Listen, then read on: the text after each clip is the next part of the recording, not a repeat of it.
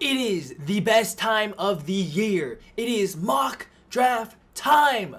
Yo guys, what's up? It's Siggo2Square here. Welcome back to another video. Today we are going to be doing starting our 7th-round mock draft. We're going to start with the Jacksonville Jaguars because they have the first overall pick, as you can see on the screen. So let's get right into it. Before we get into the mock draft though, hit that like button, hit that comment button, share this video, subscribe, do all of that, hit that notification bell. Share my content out. This is a long project of mine. I've been trying to do for several years. Have failed sometimes because of computer issues, fucking school, pandemic. A lot of things went wrong for the past 4 years, but now it's coming together here in 2021. This is going to be the best year so far. We're going to get a bunch of picks right. So let's get right into it. So right before we get into the mock draft here with the black screen, I'm just going to let you know that this mock draft doesn't have draft picks. It does have the Eagles trade, of course, because we have to be accurate. 7th-round mock draft. Rip Eagles, but we'll talk about that more when the Eagles get there. But no trades. Trades are hard to predict, especially in the NFL draft, especially more in the NBA, but we won't be doing NBA because we're an NFL channel and Rainbow Six Siege. But let's get right into it with the first overall pick. I think it's pretty easy. It's Trevor Lawrence. Come on. He's the best quarterback. He's the best prospect that's been here for the last maybe 4 or 5 years. He's the most refined out of all the quarterbacks, but he obviously still has his flaws. He's got wind-up issues. He's got some poise, but he's got the great talent. He's got the leadership. He's got the clutch ability. He's got all of those traits to him. He's got a good ball throw, short, medium. He is so good, and it's a no-brainer why you shouldn't take him. I know Urban Meyer, Justin Fields connections there, but the length where Trevor Lawrence is, his ceiling's up here. Justin Fields is like meh right here. They both got really high floors, but like Trevor Lawrence's ceiling is so much higher. Like I can kind of compare him to Andrew Luck and like that kind of hype. So here with the first round pick, their second first round pick from it is the Rams.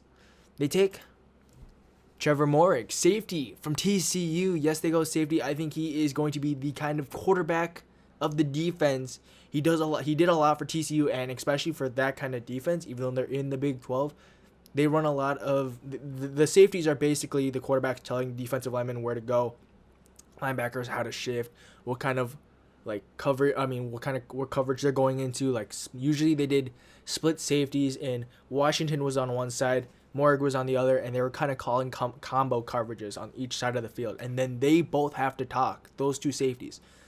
And so that's how you can just tell his intelligence and how he presents himself on the football field. And even if he doesn't start, which the Jaguars should start him because they only brought in depth safeties and special teamers, he's going to be a great special teamer as well. He's a great tackler. He's great in his coverages. And he's just very smart, like I said. He's the best safety, I think, out of this entire draft class. And he's the best overall safety. There's some good nickel and slot corners that are also safeties, but he's the best pure safety. Okay, now to the top of the second round. The Jaguars obviously have the first pick of the second round, and they select offensive lineman Alex Leatherwood. And I say offensive lineman because he is so versatile. At Alabama, I'm pretty sure he played at least 3 positions on the offensive line: left tackle, and right guard. But he also has a versatility at left guard now. So it's really where you want to plug and play him. You could play him at left guard if Norwell you want to cut. You could play him at right guard. Can has been an average starter, and I'm not too sold. My philosophy with drafting is I'm not trying to get sold on one player just because he has like some upside or he's been a consistent starter. There's always players to be better than him. And then Leatherwood can also play the tackle positions, right or left. I mean, you just drafted Jawan Taylor, but how does he fit in Urban Meyer's scheme? Also, you have Robinson, another Alabama tackle. Can he be consistent on his franchise deal, or is this a test run and then Alex Leatherwood might take over after a year of development?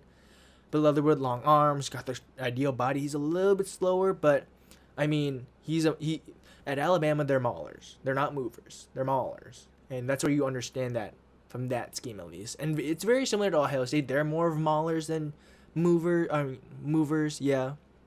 So versatile pick here, and Jags are becoming a really rich team. They have a lot of young players, and it's really hard to pick sometimes because they have young players, but then do you want to let them grow, or do you want to take a guy that might have a better ceiling? That's the real thing. So here with the second round pick 45, they select tight end Pat Friarmuth from Penn State, a reliable tight end. He dealt with some injuries this year during the COVID season, so they deactivated him and then let him go to the NFL draft. He is some analysts are saying that he's mini Gronk. I don't really think that, but I think he's very similar to Tyler Eifert. He can stretch the field, but also be a great threat underneath. And you have Tyler Eifert on your team, your roster already, but is he going to be the reliable target he was? No. We know that. We saw that. He can be good in stretches, but too much injuries, too much age has worn down him. But getting a guy very similar to him, and now you get Trevor Lawrence a weapon to really like be safe around. You can put him on a drag route, and Lawrence knows he's there. He's going to be a reliable pass catcher. He's going to be a reliable run blocker. And that's what you're getting out of him. You're getting a solid, good, high-floor player and potentially a higher ceiling than he has right now. But we'll see. He's a good pick. I think the Jaguars should make this pick because they do need tight ends. They don't have any good tight ends at all. So heading into the third round, here at pick 65, the Jaguars select Elijah Molding, safety slot corner from Washington. He is the second most versatile defender, at least in the slot / safety role. We'll get to Javon Holland when we get there, but he is good. He's so good. He's so flexible in how he moves, and especially with now being, I don't remember their Jaguars DC's name, but he comes from the Baltimore Ravens scheme, and they like to blitz corners, linebackers a lot, and it's about being versatile where you can play. Molden can drop back into safety if you're gonna send the safety blitz. Let's say you say Morrig down this way, and then you have Molden go up to a 3 high or a 3 deep in the corner slot, something like that. You can scheme up so many things around him because he's so versatile. Obviously, he's not the biggest body, but he's scrappy. He's a great tackler for his size at least, and he's willing to put in the work there. And even if you're not going to play him because you have a guy like Trey Henders, Shaquille Griffin, and CJ Henderson, but he can be rotational. He can be a safety, like I said. There's a lot of versatility with bringing him in, and especially with a third rounder like that. That's what you want in a third rounder. You want versatile. You want a guy who can play multiple positions, multiple spots on a defense. So here with the fourth round pick, their first one of the day, it is Trey Seymour, running back from Ohio State, reuniting the Ohio State coach to player. I think that Trey Sermon brings a lot different from James Robinson because obviously smaller back. He's a little shiftier, but he's also a decent power back there. But Sermon, a complete power back, 6 foot, over 200 pounds. Big body guy who can just run over some players. And in today's NFL, it's a running back by committee, and that's what he brings to this. He brings a different kind of style running back, and he's going to be a consistent threat, at least running the ball, getting at least probably 5 carries. He was a workhorse at Alabama with spending time with Master Teague there, and I think he's lower top 10. I think he might be borderline 10, at least for the running backs right now. So with their other fourth round pick, they will be selecting Darius Sills, West Virginia, the defensive lineman. You can really play him all over the line. He is only 6 foot though. He's a stout run defender, but sometimes he lacks that size to get off of blockers, obviously because he's 6 foot. But he has natural leverage, obviously by his height. Again, he has strong hands, and he has great power to him. But sometimes he can get stuck, and I think it's really about developing his skill set there. And especially with a guy, whatever the Baltimore Ravens, their defensive coordinator's name is, I just don't know. But Stills has a lot of good traits to him that can be tapped into here.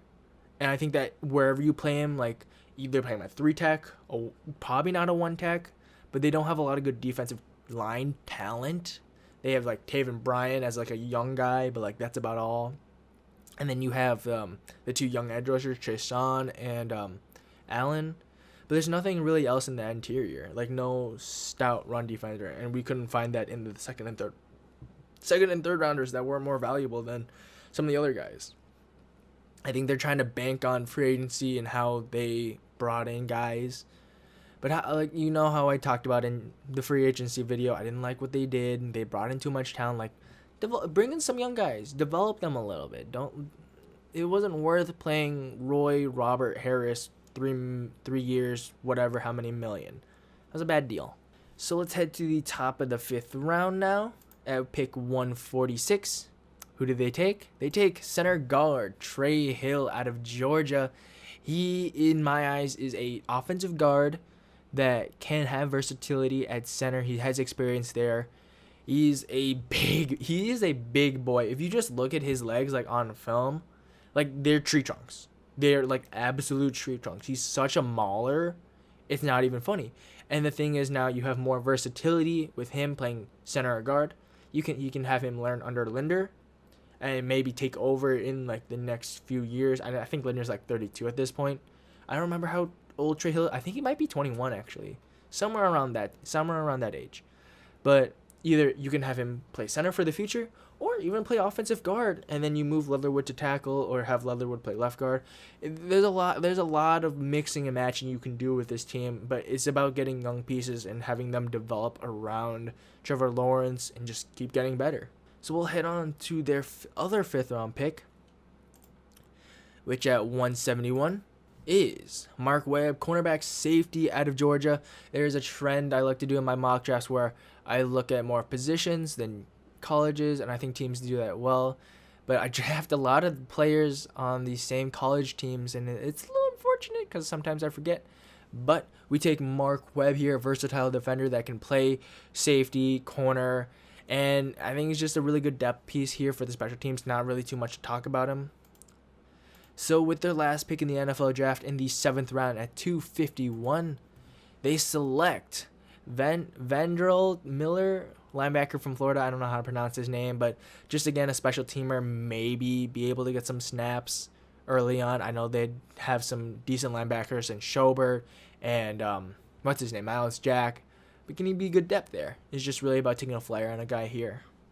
Not really too much to talk about him. Florida, just defense wasn't particularly well, especially in the linebacker core. But they got it done for at least a few weeks and helped Kyle Trask. Okay, guys, that has been the mock draft here. I hope you guys enjoyed that. I hope you guys enjoyed those picks. They're pretty fun to do. This mock draft's always fun to do. And like, comment, subscribe, do all of that again. Please share that with your friends. Another video is coming out around 1 p.m. Central Time, wherever it is. Do the translation there. And come back to the channel because obviously more content. There's going to be 16 days and 32 mock drafts. My name has been Circle D Square. I will see you in the next mock draft in a few hours. Bye!